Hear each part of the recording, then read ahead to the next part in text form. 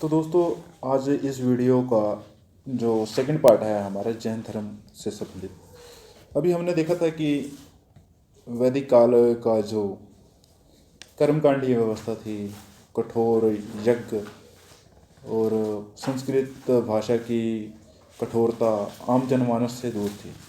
तो कहीं ना कहीं यह सब जैन धर्म के विकास के लिए कुछ महत्वपूर्ण बिंदु थे या कुछ महत्वपूर्ण अवस्थाएं थी, जिनकी वजह से हम कह सकते हैं कि जैन धर्म अपने विकास के लिए एक रास्ता तलाश सका।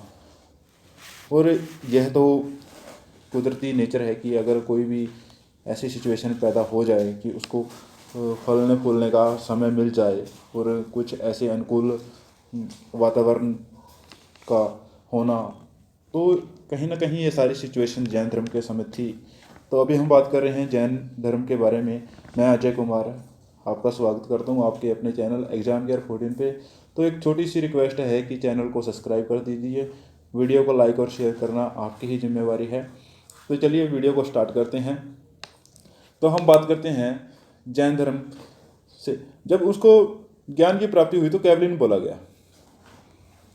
कैवलिन बोला गया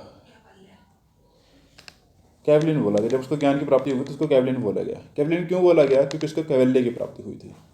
अगर हम कैवलिन की बात करें तो इसका अर्थ हमें जिन शब्द से लेता है, और जिनका अर्थ है बंधन रहित या निर्ग्रंथ भी इसको कहा गया। कहीं ना कहीं निर्ग्रंथ का भी अर्थ बंधन रहित, मीनिंग भवसावर के या संसारिक मोहमाया, इन सब से क्या थे, वो दूर हो चुके थे। और इसके बारे में अगर जानकारी हमने देखनी है कि महावीर जैन को जब ज्ञान की प्राप्ति हुई तो वह त्रिजुपालिका नदी की किनारे बैठे थे। जरम्बिक गांव में था, जरम्बिक गांव, वहाँ पे उनको ज्ञान की प्राप्ति हुई, कैवल्य की प्राप्ति हुई। और अगर हम बात करें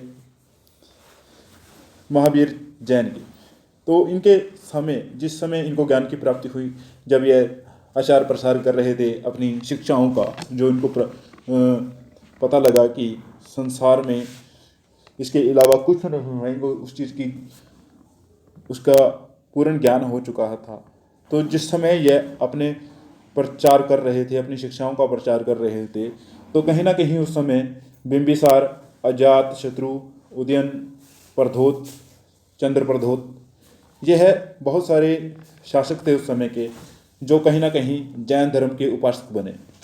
और बात यहाँ तक आ चुकी थी कि इन लोगों ने पूर्ण संरक्षण दिया और भूमि अनुदान भी दिए।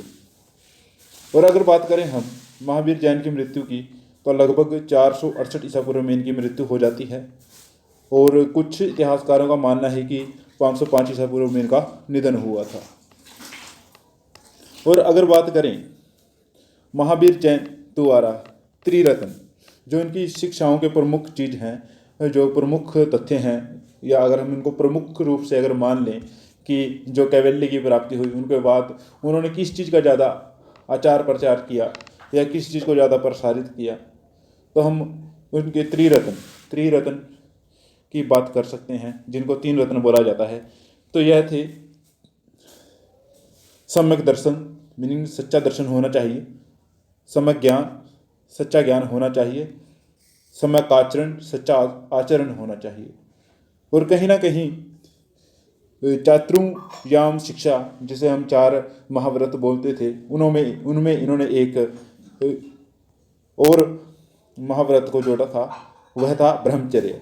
ब्रह्मचर्य को इन्होंने जोड़ा, तो यह कहीं ना कहीं भिक्षुओं के लिए इन्होंने बताया था कि जो भी जैन धर्म को स्वीकार करेगा या इनकी शिक्षाओं को स्वीकार कर इनके साथ आएगा, उनको कहीं ना कहीं ब्रह्मचर्य का पालन करना होगा। और इसके लिए कहीं ना कहीं किसी नारी से वार्तालाप, उसको देखना, उसके संग रहने की मनाही लगभग ब्रह्मचर्य में की गई थी। अगर हम बात करें समकालीन शासकों में, उसके बाद हम देखते हैं कि इतनी प्रसिद्धि इन्होंने हासिल कर ली थी जैन धर्म ने। तो श्रवणबेलगोला में चंद्रगुप्त मौर्य जी जाते हैं और जो जीवन के आखिरी पल थे, संलेखना विधि के तहत इन्होंने अपने प्राण का त्याग किया। तो इतने कम समय में इतनी प्रसिद्धि हासिल कर ली थी जैन धर्म ने। और हम देख सकते हैं तो इसके पीछे कहीं ना कहीं उन व्यवस्थाओं का इसके अंदर हाथ रहा है जो उस समय लोगों को अच्छी नहीं लग रही थी और उनसे तंग थे या उनके अंदर घुल मिल नहीं रहे थे, या कहीं ना कहीं उन व्यवस्थाओं से कहीं आसान रास्ता जैन धर्म ने लोगों को दिया, इसलिए वह इसकी तरफ ज़्यादा आकर्षित हुए। और संलेखना विधि के तहत चंद्रगुप्त मौर्य वंश के बहुत महत्वपूर्ण शासक थे, इन्होंने अपने प्राणों की आहुति दी थी। और अगर बात करें जैन दर्शन में अगर हम बात करें जैन धर्म के मुख्य बिंदु या उनका बात क्या बोल रहा है, जैन धर्म के दर्शन की अगर बात करें, क्या इन्होंने अपने आचार प्रचार किया, क्या क्या बात इन्होंने लोगों को बताई कि यह सब सच हो सकता है। तो सबसे पहले उन्होंने कहा ईश्वर की वास्तविकता में इनका बिल्कुल भी विश्वास नहीं था। ईश्वर की वास्तविकता में इनको बिल्कुल भी विश्वास नहीं था। इन्होंने केवल इतना कहा सत्य संसार केवल वास्तविक संसार केवल सत्य है और अनेक चक्रों में बटा है। संसार केवल वास्तविक है और वही सत्य है और यह लगभग बहुत सारे चक्रों में बटा हुआ है। उसके बाद इन्होंने बताया था चेतन के बारे में भी इन्होंने बात करी थी, जीव चेतन के बारे में। तो इन्होंने दो चेतन बताए थे, एक अजीव चेतन और एक जीव चेतन। जीव चेतन को इन्होंने तत्व बताया था और अजीव चेतन को इन्होंने जड़त्व बताया था। लगभग अचेतन जड़ बताया था इन्होंने। अगर हम बात करें तो दो तरह के इन्होंने चेतनों की बात की थी, जीव और अजीव। अचेतन जड़त्व और जीव चेतन को तत्व बताया था। और कहीं ना कहीं अजीव का विभाजन 5 भागों में इन्होंने किया था। तो यह 5 भाग कौन से थे? उद्दकल, काल, आकाश, धर्म, अधर्म।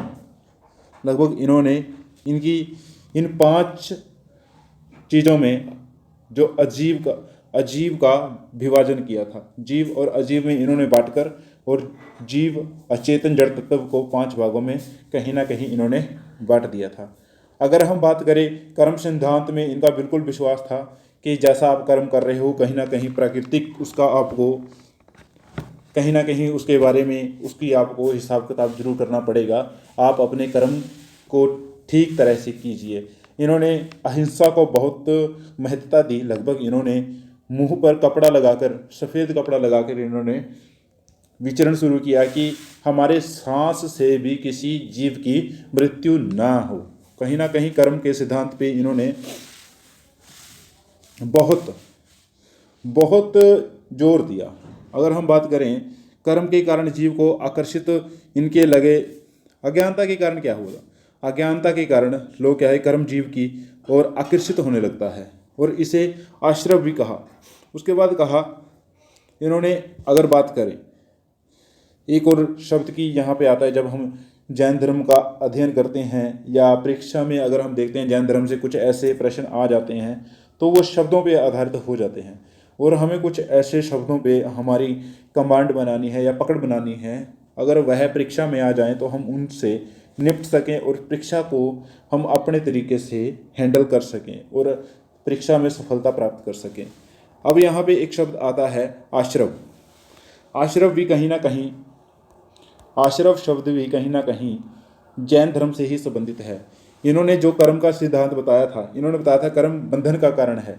कर्म क्या है? बंधन का कारण है। और अज्ञानता के कारण कर्म जीव की ओर आकर्षित होने लगता है। अगर अज्ञानी है कोई भी अज्ञानी है तो उसके कारण जो ये कर्म है जीव की तरफ आकर्षित होगा। इसी को इन्होंने आश्रव बताया था। और एक बताया था इन्होंने निर्जरा बताया था। व्यापक कर्म समाप्त होने लगते हैं। जब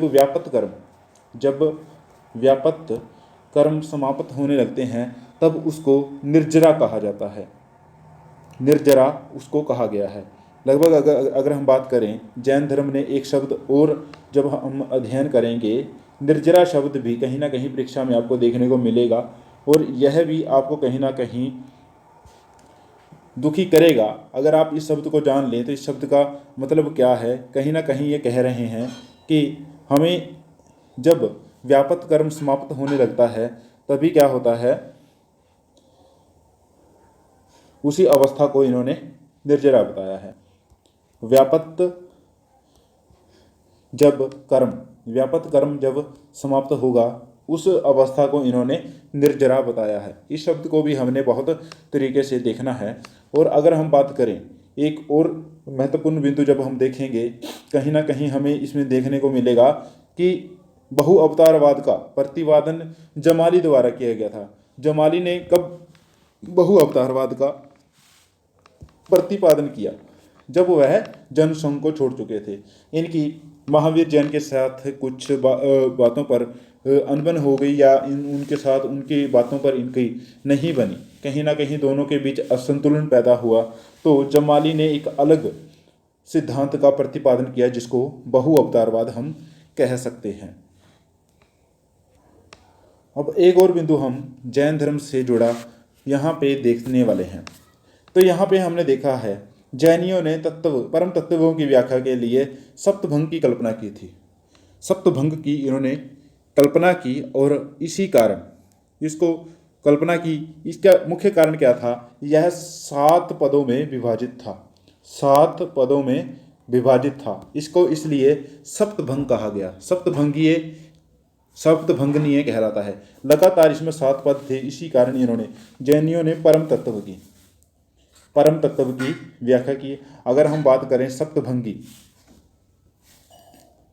सप्तभंगी नीय शब्द भी कहीं ना कहीं जैन धर्म के साथ जुड़ा हुआ है। जैनियों ने परम तत्वों की व्याख्या के लिए इसकी कल्पना की थी और इन्होंने कहा था कहीं ना कहीं 7 पदों में ये विभाजित है। अगर हम बात करें जब जैन संघ की स्थापना हुई तो इसमें लगभग, अगर हम बात करें जैन संघ की जब स्थापना होती है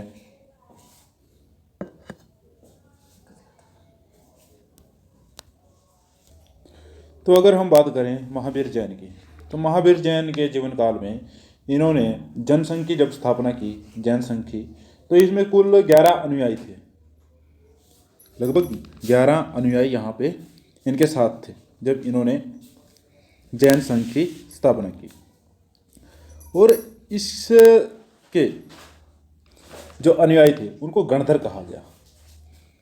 जितने भी अनुयायी थे संघ के अंदर उनको इन्होंने क्या कहा? गणधर कहा गया। एक और महत्वपूर्ण बात यहाँ पे हम देखते हैं कि महावीर स्वामी की मृत्यु के बाद सुधर्मन जैन संघ का प्रथम अध्यक्ष बना। सुधर्मन, यह क्वेश्चन सीधा सीधा एग्जाम में पूछा जाता है कि जैन धर्म महावीर जैन के बाद जैन संघ का अध्यक्ष कौन बना या प्रमुख कौन बना? तो प्रथम अध्यक्ष सुधर्मन को बनाया गया। कब? जब महावीर जैन की मृत्यु हो चुकी थी। अगर हम बात करें भद्रबाहु की, तो भद्रबाहु बहुत महत्वपूर्ण स्थान रखता है। अगर हम जैन धर्म के बारे में पढ़ रहे हैं तो यहाँ पे एक बहुत महत्वपूर्ण जो जानकारी है भद्रबाहु के बारे में, यह अंतिम नंद राजा घनानंद का भी समकालीन था। घनानंद का भी यह समकालीन रहा है। कहीं ना कहीं उसका भी समकालीन रहा है। नंद वंश और मौर्य वंश में जब आए तो इन्होंने चंद्रगुप्त मौर्य के साथ यह कर्नाटक गए और श्रवण बेलगोला में चंद्रगुप्त मौर्य ने संलेखना विधि के तहत अपने प्राणों की आहुति दी। और इस समय मगध में अकाल पड़ा हुआ था और यह कुछ अपने अनुयायियों के साथ कर्नाटका की तरफ चले गए थे। तो वापस लौटने पर देखा कि वहाँ पे सथुल भद्र थे। सथुल भद्र उन्होंने एक अलग ही नीति का प्रचलन कर दिया था कि यहाँ के जैन कपड़ा धारण कर चुके थे और महावीर जैन की जो कुछ शिक्षाओं का इन्होंने विरोध करना या उनको छोड़ना शुरू कर दिया था। और कहीं ना कहीं जो भद्रबाहु ने एक नए मत की स्थापना की जिसको दिगंबर कहा, मीनिंग यह कपड़ा रहित रहे। और सथुल भद्र, यहीं पर हम बात करते हैं, जो दक्षिण के जैन थे, दक्षिण के जैन दिगंबर कहलाए और मथुरा के या मगध के जैन श्वेतांबर कहलाए। और यहाँ से भी 2 महत्वपूर्ण बातें हमें पता लगी हैं कि कब दिगंबर और श्वेतांबर थे बने थे और इनके अध्यक्ष कौन थे। अगर हम बात करें, शत्रुभद्र श्वेतांबर का हिस्सा रहे और 5वीं सदी में कर्नाटक में बहुत सारे मठों का उद्गम हुआ। और हमने बात की है दक्षिण के जो जैन थे, दक्षिण के जो जैन हैं वह क्या हैं, दिगंबर हैं। और अगर हम बात करें उत्तर के जैन तो यह लगभग श्वेतांबर आपको मिलेंगे। उसके बाद अगर हम बात करें बरसात जैन मठों को कहा गया है, यह भूमिदान जो राजाओं द्वारा मिले थे उनके अंदर यह बनाए गए थे। और बहुत सारे राजाओं ने संरक्षण प्रदान किया जैन को। और यहीं पे एक बहुत महत्वपूर्ण नाम आता है कलिंग नरेश खारेवाल का। खारेवाल ने भी काफ़ी संरक्षण जैन धर्म को मिला। बहुत प्रसिद्ध शासक थे कलिंग नरेश, जिसको कहा जाता है खारेवाल। उसके बाद अगर हम बात करें तमिलनाडु में जैन धर्म का आगमन कब हुआ, तो इसी कड़ी में हमने देखा है कि पहली व दूसरी सदी में लगभग दक्षिण भागों तक पहुंचा। मुख्य जो व्यापार में लगे हुए लोग थे उन्होंने इसको चलाया। और हमने देखा है कि ये बहुत सारे लोगों ने जैन धर्म को अपनाया। तो यह कोई एक अनोखी बात नहीं है कि ऐसा क्यों हुआ, क्योंकि उस समय के हालात कुछ ऐसे थे कि जो और वैदिक संप्रदाय जो चल रहे थे उन्होंने लगातार कठोरता दिखानी शुरू कर दी थी। धार्मिक कठोरता, अनुसंधान, यज्ञ इतने महंगे हो गए थे तो लोग लगभग इनसे छुटकारा पाना चाहते थे। कहीं ना कहीं जैन धर्म एक ऐसा रास्ता ईश्वर तक जाने का उनको मिल गया था कि यह एक आसान रास्ता है। तो अगर हम बात करें वह तथ्य या साक्ष्य जो हमें जैन धर्म के बारे में बता रहे हैं, तो कौन से हैं इनके बारे में अभी हम चर्चा करते हैं। कुछ ऐसे तथ्य या ऐसी जगह या ऐसी मूर्तियाँ जो हमें आज देखने को मिलती हैं सीधा सीधा जैन धर्म के बारे में बता रही हैं। तो इसी संदर्भ में एक हाथी गुफा अभिलेख है जो महाराष्ट्र में पाया गया है। तो यह है। उसके बाद अगर हम बात करें उदयगिरी की पहाड़ियाँ, उदयगिरी की पहाड़ियाँ भी जैन धर्म से संबंधित हैं। और यहाँ पे भी एक गुफा का निर्माण करवाया गया है। और खारेवाल ने यहाँ पे जैनियों के लिए, कलिंग के राजा जो खारेवाल थे उन्होंने यहाँ पे गुफाओं का निर्माण करवाया था। अगर हम बात करें गंगवंश के चामुंडा राय ने भी श्रवणबेलगोला में गोमेत्य विश्वेश्वर की जो मूर्ति बनवाई है वह भी बहुत महत्वपूर्ण जानकारी हमें जैन धर्म के बारे में बता रही है। या राजाओं का संरक्षण जैन धर्म को किस हद तक मिला उसकी जानकारी हमें कहीं ना कहीं यह मूर्तियाँ, यह अभिलेख, यह गुफाएं हमें बता रही हैं। लगभग गोमेतेश्वर की जो मूर्ति है वह 70 फीट की है, 70 फीट ऊंची मूर्ति है। अगर हम बात करें जैन धर्म में दो अलग अलग संप्रदाय हमने बात कर ली है कि दिगंबर और श्वेतांबर क्यों हुए थे। कि जब मगध के आसपास के इलाकों में क्या हुआ, अकाल पड़ा तो जो थे भद्रबाहु थे वह कर्नाटका की तरफ चले गए थे और उनके साथ मौर्य वंश के शासक चंद्रगुप्त मौर्य भी उनके साथ चले गए थे। और जब वह वापस आए तो उन्होंने देखा कि शत्रुभद्र ने कहीं ना कहीं कुछ चेंजेस जो जैन की शिक्षाओं में लेकर आके और अपने तरीके से वह आचार व्यवहार कर रहे हैं। तो भद्रबाहु ने क्या किया, दिगंबर एक अलग संप्रदाय की स्थापना कर दी और लगभग इनको गुल्लक, तिलक और निर्ग्रंथ कहा गया। दिगंबरों को गुल्लक, तिलक और निर्ग्रंथ कहा गया। और श्वेतांबर को कहा गया यति, आचार्य तथा सतु या साधु भी इनको कहीं ना कहीं कहा गया। यह शब्द लगभग हमें देखने चाहिए और इन पर विवेचना करनी चाहिए। कहीं ना कहीं हमारी परीक्षाओं में प्रत्यक्ष या अप्रत्यक्ष रूप से इनके बारे में पूछा जाता है और पूछा गया जाता रहा है और पूछा जाएगा। अब हम बात करते हैं, जैसे ही जैन धर्म या महावीर जैन का निधन हुआ उसके बाद उनके अनुयायियों ने इसको प्रसारित करने के लिए लगभग दो जैन सभाओं का आयोजन करवाया। पहली जैन सभा हमारी 4वीं शताब्दी में हुई है और पाटलिपुत्र में हुई थी। और अगर हम बात करें शत्रुभद्र की, जो वह उसने इसकी अध्यक्षता की थी। 4वीं शताब्दी थी ईसा पूर्व की जब यह सभा हुई। और दूसरी अगर जनसभा की अगर हम बात करें तो 1513 में लगभग करवाई गई और देवधरगण इसके अध्यक्ष थे। तो कहीं बहुत सारे जानकारी हमें, जब यह सभाएं हुई तो यहाँ पे बहुत सारे ग्रंथों का, बहुत सारी जानकारियाँ यहाँ पे बताई गई, जहाँ कुछ ऐसे ग्रंथ लिखे गए जो आज हमें जैन धर्म के बारे में महत्वपूर्ण जानकारियाँ प्रदान करते हैं। और अगर हम बात करें पूर्व, जो जैन धर्म के प्राचीन ग्रंथ हैं उनको पूर्व कहा जाता है, और अंग भी जैन धर्म के ही ग्रंथ हैं। लगभग जिन ग्रंथों को अंग कहा जाता है वह भी कहीं ना कहीं जैन धर्म के ही ग्रंथ हैं। अगर हम बात करें जैन साहित्य की, तो आगम जैन साहित्य को, सिद्धांत को साहित्य भी कहा जाता है, जो अर्धमगधी में लिखे गए हैं और प्राकृतिक भाषा में भी इनको लिखा गया है। आगम भी जैन सिद्धांत के साहित्य हैं और इनकी भी भाषा अर्धमगधी और प्राकृतिक भाषा है। और उसके बाद अगर बात करें कुछ और महत्वपूर्ण तथ्य हैं, जैसे हमने बात की है कि 12 अंग थे, 12 अंग और 12 ही उपांग, 12 ही उपांग और लगभग 10 परिकरण,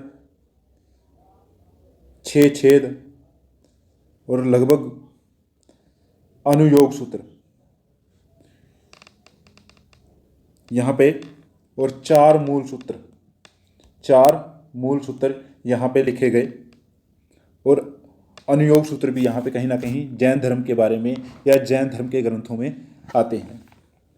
तो जैन धर्म का काफ़ी योगदान रहा है कि प्राकृतिक भाषा इसी की वजह से विकसित हुई, और कहीं ना कहीं जो दृढ़ता यज्ञों में आई थी, संस्कृत भाषा के कारण आम जनमानस शिक्षा से दूर था। कहीं ना कहीं साहित्य की रचना जब प्राकृतिक भाषा में हुई तो लोगों में शिक्षा का आचार प्रचार हुआ, क्षेत्रीय भाषाएं प्रचलित हुई, और राजाओं द्वारा संरक्षण दिए जाने पर कहीं ना कहीं लोगों की जो रोज़मर्रा की ज़िंदगी थी उसमें भी बदलाव आया।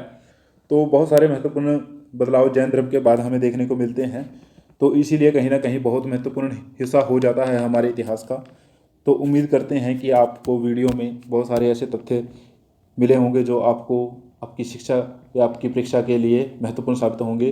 तो मिलते हैं हमारे नेक्स्ट वीडियो में, तब तक के लिए नमस्कार। मिलते हैं नेक्स्ट वीडियो में। वीडियो को लाइक शेयर करना न भूलें और चैनल को सब्सक्राइब कर दें। धन्यवाद।